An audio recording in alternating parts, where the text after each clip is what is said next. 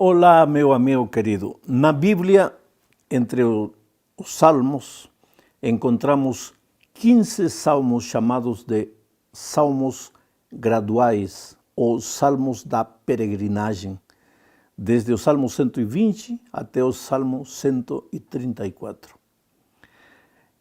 O povo de Israel cantava esses salmos antifonalmente, enquanto subia para Jerusalém para a festa da Páscoa.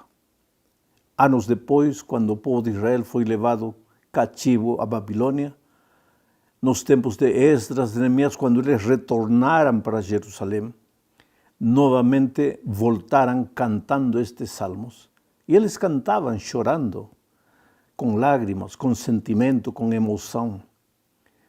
Por que se chamam salmos da peregrinagem? Porque eram cantados estes salmos no caminho. Eu disse na minha primeira mensagem desta série que nós somos peregrinos. Sabe, querido, este mundo não é o nosso mundo. Esta terra não é a nossa terra. Nós saímos da casa do Pai, de onde nunca deveríamos ter saído. Hoje vivemos peregrinando no deserto deste mundo. Tudo isto que estamos vendo à nossa volta, guerras, rumores de guerras, violência, anunciam que estamos nos aproximando do dia final, que a casa do Pai já está perto. Portanto, quando vemos os sinais de um mundo convulsionado, em lugar de nos apavorarmos, deveríamos levantar as mãos aos céus e agradecer a Deus, porque estamos chegando no final da nossa peregrinagem. Eu tenho escolhido o Salmo 21, um dos salmos graduais. Vou falar hoje dos versos 1 e 2, e no sábado de manhã falaremos dos versos 3 e 4. Permitam-me ler o texto. Diz assim: Elevo os olhos para os montes, de onde me virá o socorro? O meu socorro vem do Senhor, que fez o céu e a terra. Geralmente, quando as pessoas leem este texto, leem de maneira errada, porque leem desse jeito assim: Elevo os meus olhos para os montes, de onde virá meu socorro. O texto não diz assim. O texto diz: elevo os meus olhos para os montes, vírgula, e pergunta: de onde virá o meu socorro? E depois responde: meu socorro vem do Senhor que fez os céus, a terra e, logicamente, os montes. Por que o salmista pergunta ou diz: elevo os meus olhos para os montes? Porque nos tempos de Israel, naqueles montes, enquanto o povo se aproximava a Jerusalém, naqueles montes se realizavam os cultos pagãos aos deuses pagãos. Inclusive haviam prostitutas que agiam como sacerdotisas desses deuses pagãos, sacrifícios humanos. Por quê? Então, o povo que não conhecia Deus olhava para os montes achando que o socorro, a ajuda, quando havia enfermidade, quando havia dificuldades, quando o lar estava em desestabilização, quando havia crises, o socorro viria dos sacrifícios a esses deuses pagãos, dos montes. Mas o salmista pergunta: virá o meu socorro dos montes? E ele responde: não. Meu socorro virá do Senhor, que fez os céus e a terra. Agora vamos aplicar esta ideia para os nossos dias, para o momento que estamos vivendo. De onde virá nosso socorro? Das medidas profilácticas que se estão tomando? Olha, precisamos respeitar as instruções dadas pelas autoridades sanitárias. Precisamos seguir todas as recomendações. Países e lugares que não estão seguindo essas recomendações estão caindo em graves problemas. Mas quando o texto se refere, meu socorro não vem dos montes, não está falando disso. está falando das teorias, está falando das ideias, está falando das declarações falsas, porque se você, hoje vivemos no mundo das redes sociais, entra ao internet, entra às redes, virá que tem gente que diz, não, que o secreto está em tomar limão com água morna, não, o segredo está em fazer gargarejo de água com sal, não, o segredo de aqui, inclusive entram aí as filosofias de vida, gente que diz, não, isto já estava profetizado desde antes pelos profetas, inclusive já estão tirando novamente ao campo do jogo a Nostradamus, não, porque os astros dizem isto, porque a astrologia anuncia isto, e agora Davi, o salmista, diz assim, virá meu socorro dos montes? Não, diz ele, meu socorro virá do Senhor que fez os céus, a terra e os montes. Por que você precisa consultar aos astros quando você tem ao Deus que criou os astros? Por que em lugar de ir aos astros, às constelações, você não vai direto ao Deus Todo-Poderoso que teve poder para criar tudo aquilo que existe? Esse Deus te ama, esse Deus nunca te abandonará, nunca te deixará abandonado.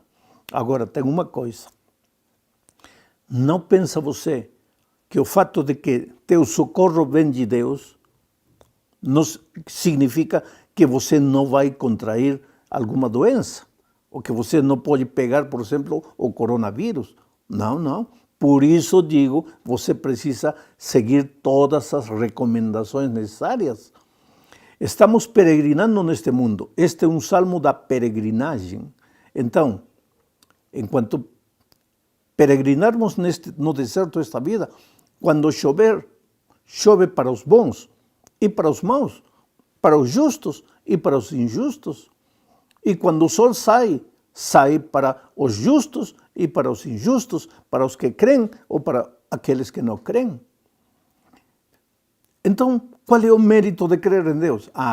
O mérito é que quando você crê em Deus, que fez os céus e a terra, a tua vida tem sentido, querido.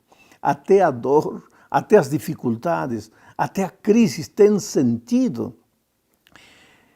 O salmista fala aqui do Deus que criou os céus e a terra. Aqui entramos a um ponto interessantíssimo em nossos dias. Agora, se você não crê que Deus criou os céus e a terra, então tem outra possibilidade. Você está vivo. Qual seria essa outra possibilidade? Você é fruto da evolução. E quem ensina a evolução? Que um dia houve uma explosão cósmica, que partículas se espalharam por todo o universo, uma dessas partículas é a Terra, e que apareceu a água, e na água, em meio, apareceu uma forma de vida, e essa forma de vida saiu, e foi um bichinho aí, um filhote de sapo. Estou quase ironizando, esse filhote do sapo perdeu a cauda, virou um sapo, subiu na árvore, se transformou num macaco e com uns milhões e milhões de anos o macaco virou um ser humano. Então, se isso é verdade, qual é o sentido da tua vida? Você é fruto da coincidência, você é fruto de um acidente cósmico, você é fruto do acaso. Qual é o sentido da tua vida? Não há propósito para você estar vivo, porque você é fruto do acidente. Não sabe de onde vem, não sabe para onde vem, vai. E quando aparecem problemas como os que estamos vivendo agora, então você se desespera. Para onde corre? Para onde vai? Confia somente no homem, olha para as montanhas, e das montanhas não vem socorro nenhum. Você precisa olhar para o Deus que criou os céus e a terra, mas você não crê em Deus. Por isso, querido, vale a pena depositar a confiança num Deus todo-poderoso que criou os céus e a terra. Você não é fruto do acaso, a tua vida tem sentido.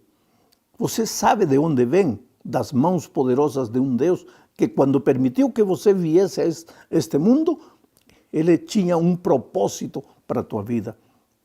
Às vezes você vai se perguntar, mas que propósito Deus tem para mim?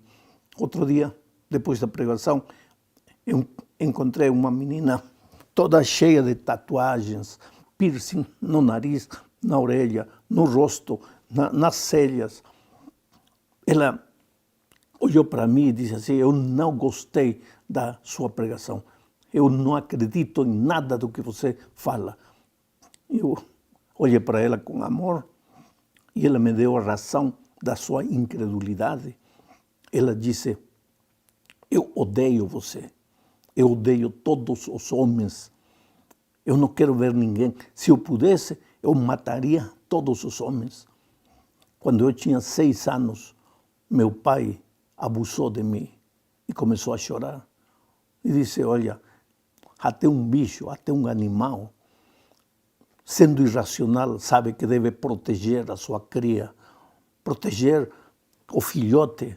E meu pai, que é um ser racional, abusou de mim. Eu não podia fazer nada, era uma criança. Ele abusou de mim até os 12 anos, quando eu fugi de casa. Eu odeio meu pai, eu odeio todos os homens. Se eu pudesse, eu mataria todos eles, mas eu não consigo. Eu sei que se faço isso, eu vou para a prisão. Por isso eu estou me matando lentamente. Minha vida não tem sentido. Meu coração está cheio de ódio. Que propósito pode ter Deus para mim? E te digo uma coisa, querido. Esta vida bate, e bate feio. Às vezes bate tão duro que você cai no chão e se pergunta, meu Deus, o que faço neste mundo? Então, você se revolta contra Deus, se revolta contra a religião, se revolta contra a palavra de Deus. A sociedade vem e pressiona você. Então você acha que tudo isto é besteira, que isto não tem sentido, que isto não tem razão de ser. É mais cômodo, às vezes, pensar, sou fruto da evolução, porque se eu sou fruto da evolução, eu não tenho que dar conta a ninguém da minha vida. Eu faço o que quiser, minha vida é minha, meu corpo é meu, meus olhos são meus, não tenho que prestar conta para ninguém. Só que quando chega um momento como este, em que as coisas não são solução, em que os seres humanos podem dar solução física, mas não podem encher o vazio de tu coração, não podem intervir nas noites escuras em que você não consegue dormir, no medo pavoroso que toma conta de seu ser. Então, aí você precisa de um Deus, não de um Deus ausente, não de um Deus teoria. Olha o que o salmista disse, meu socorro vem do Senhor, meu. Ele se apropria do Deus Criador dos céus e da terra. Ele abre seu coração, ele não quer viver a teoria do Evangelho, ele quer ter uma vida de experiência pessoal com Cristo. Esse Jesus te ama, você é importantíssimo para ele. Não perca tempo olhando para os montes, esperando socorro deste mundo. Respeite as recomendações que as autoridades dão, mas deposite sua confiança em Deus. E mesmo você sendo contaminado pelo vírus, não se desespere. Vá em frente. A tua mão débil, fraca, humana, está segurando o braço poderoso de Deus. E se Deus está contigo, quem será contra você? Teu pior inimigo não é o coronavírus. O teu pior inimigo está dentro de ti. É aquela natureza rebelde, é aquela natureza que não se submete à vontade de Deus, que não reconhece a Deus, que não quer caminhar nos caminhos de Deus. Mas este é o momento para você retornar aos braços de Deus, para você devolver-se a Deus, para você cair no chão e dizer, Senhor, estou cansado de lutar sozinho, estou cansado de peregrinar neste mundo, eu quero que Jesus volte, eu quero ir com meu Pai para sempre, para toda a eternidade. Abra seu coração a Deus aí onde você estiver.